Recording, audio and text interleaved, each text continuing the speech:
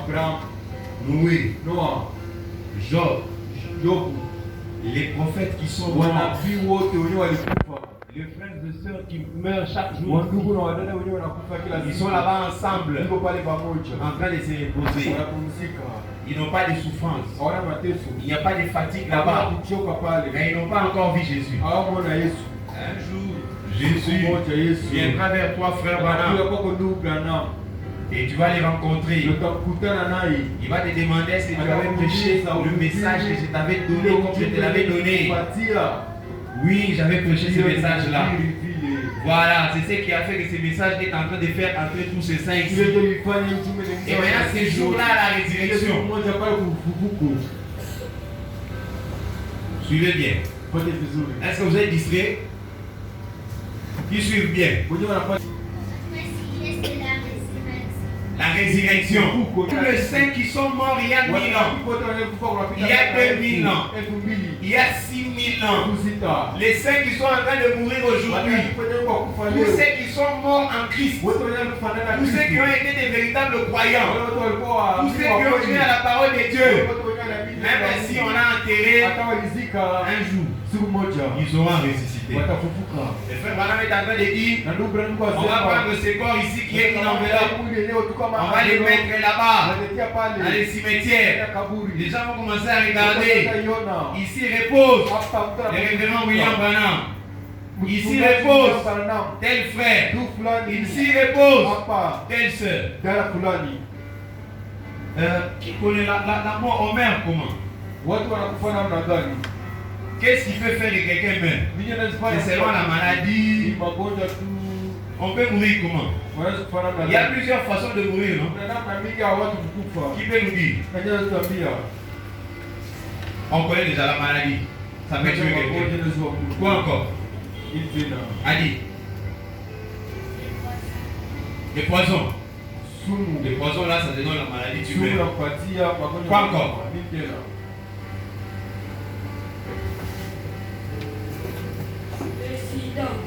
Le sida.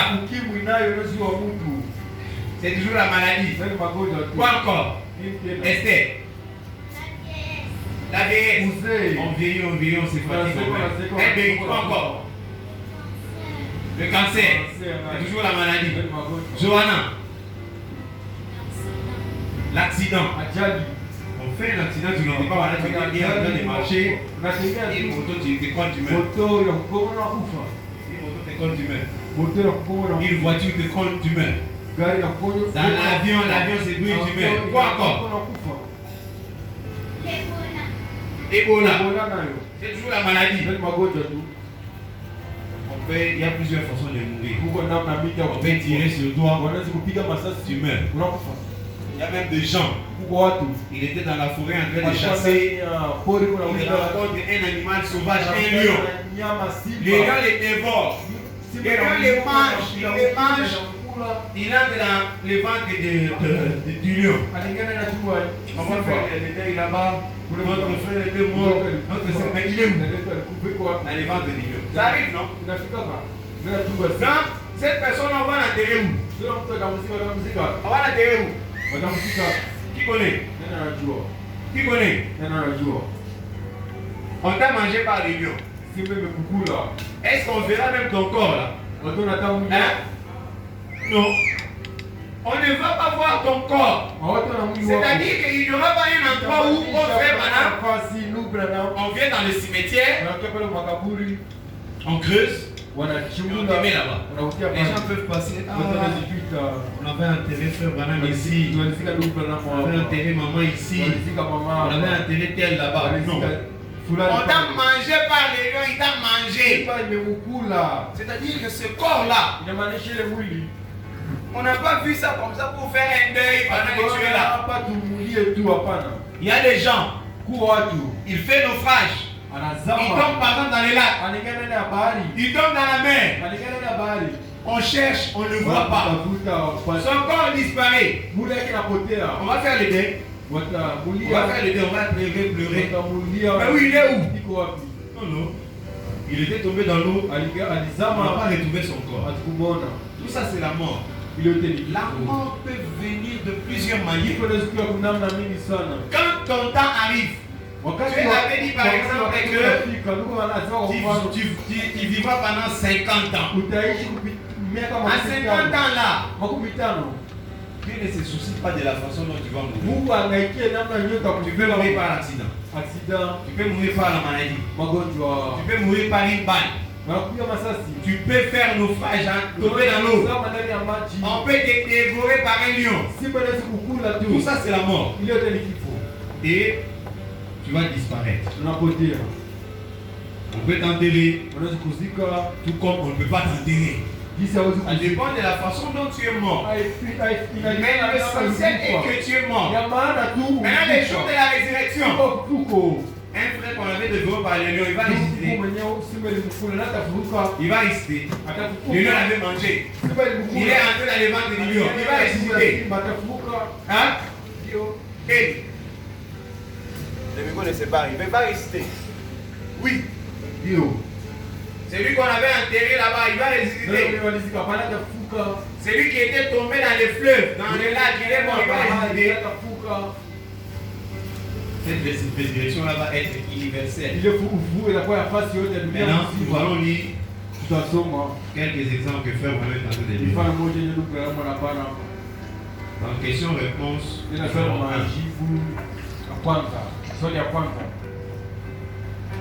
Manuel, il a prêché beaucoup de messages. Maintenant, un jour, il vient.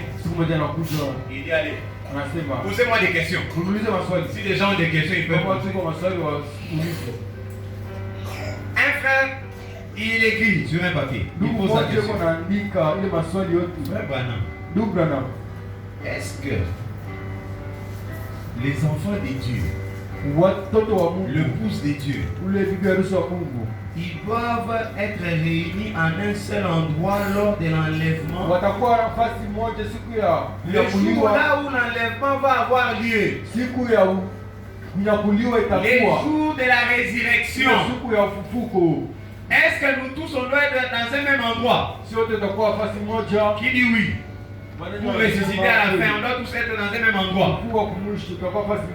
Qui dit non? Qui dit non? Levez la main.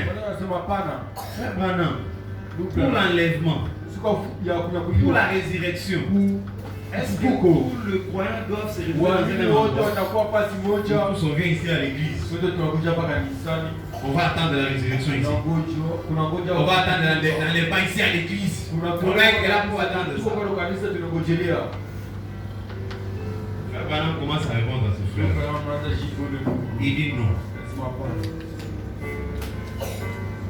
L'église n'a pas besoin de se trouver là. Oui, l'épouse sera réunie à un endroit. C'est vrai, mais pas avant la résurrection. Vous voyez, maintenant commence maintenant à parler. Retenez bien ce passage-là. 1 Thessaloniciens chapitre 4. Qu'est-ce qu'on est en train de dire là-bas? Car nous les vivants, ils seront restés pour l'avènement du Seigneur. Nous ne devancerons pas. Nous n'allons pas aller avant. Ou bien nous n'allons pas empêcher. C'est-à-dire que les jours de la résurrection, le monde ici ne sera pas vide, c'est ça, non? C'est-à-dire quoi? Tel que nous sommes en train de vivre ici. Si l'enlèvement doit avoir par exemple lieu en 2030. En 2030 là, il y aura beaucoup d'enfants de Dieu qui seront déjà morts. C'est ça, non? Mais il y en aura d'autres qui seront restés sur la terre vivants. Maintenant, l'enlèvement doit avoir lieu ce jour-là. Cet enlèvement-là, ça va être que pour les vivants et pour les morts. Maintenant, la Bible commence à nous dire, nous les vivants qui serons restés pour l'avènement du Seigneur, nous n'allons pas empêcher ceux qui dorment. Ceux qui dorment ici, c'est qui? Quand on dit ceux qui dorment, c'est quoi? C'est quoi? Sion. Ni watu Ils dorment sur les lits. wanalala kitanda. Ils sont déjà morts. Voilà. Ceux qui sont morts. Quand on parle de ceux qui dorment Sasa ici, wanasema watu wenyewe wanalala hapa. ceux qui dorment dans le Seigneur. Wenyewe wanalala ndani ya Bwana. Souvent Jésus, Na la Yesu Bible appelle toujours la mort un Yesu sommeil. anasema kifo ni kulala. Non, il dort. Analala. Il n'est pas mort. Hakukufa. Parce que mourir, Kukufa la véritable mort, ile kifo ya kweli. le Balaam nous dit que c'est la Ndio kama séparation anasema éternelle avec Dieu. kubadilisha Les gens qui sont morts watu wamekufa dans le péché ndani ya dhambi et ils ne vont pas résister. hawatafufuka. La résurrection dont on parle ici, c'est la résurrection des croyants. La résurrection des enfants de Dieu. C'est pourquoi on est en train de dire qu'ils dorment. Maintenant, et dans 1 Thessaloniciens, Paul est en train de parler de ceux qui dorment. Il ne dit pas que ceux qui bossent, ceux qui sont morts, ceux qui sont en train de dormir. Vous savez que quand quelqu'un dort à la fin, qu'est-ce qui va arriver? Qu'est-ce qui va arriver? Il va se lever. Je dormais, je vais me lever. Et maintenant le saint ici, c'est comme s'il dort. Il dort seulement pendant longtemps. Il dort peut-être pendant 1000 ans. Il dort peut-être. Si un frère meurt aujourd'hui, en 2019, et que Jésus doit venir en 2020, ce frère-là a dormi pendant combien de temps? Combien de temps? Il est mort en 2019. Maintenant la résurrection s'est faite en 2020. Il a dormi pendant combien de temps? 2019, 2020. La résurrection. Il a dormi combien de temps? Félicité. Il en est seulement. Il y en a qui sont morts en 2005. À l'an 2000. Maintenant, si la résurrection se fait en 2020, donc ils vont dormir pendant 20 ans. C'est comme on va dormir souvent, quelqu'un dort à 22 heures, il se réveille à 7 heures. Quelqu'un d'autre, il dormait à 19 heures, il se réveille à 6 heures. Vous voyez que certains ont dormi pendant longtemps et d'autres ont dormi pendant un peu de temps seulement. Maintenant, frère Branham est en train de parler, vous suivez bien.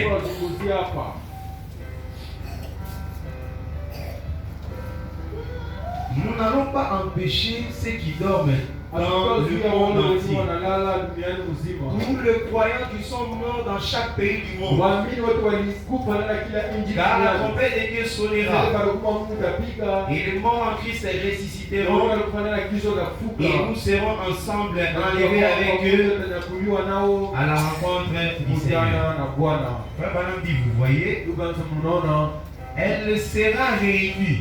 Mais cela ne veut pas nécessairement dire que on doit se trouver à un seul endroit comme celui-ci. Nous tous on vient à l'église et on est là en train d'attendre la résurrection. Non. Écoutez maintenant ce qu'il dit. Parce que le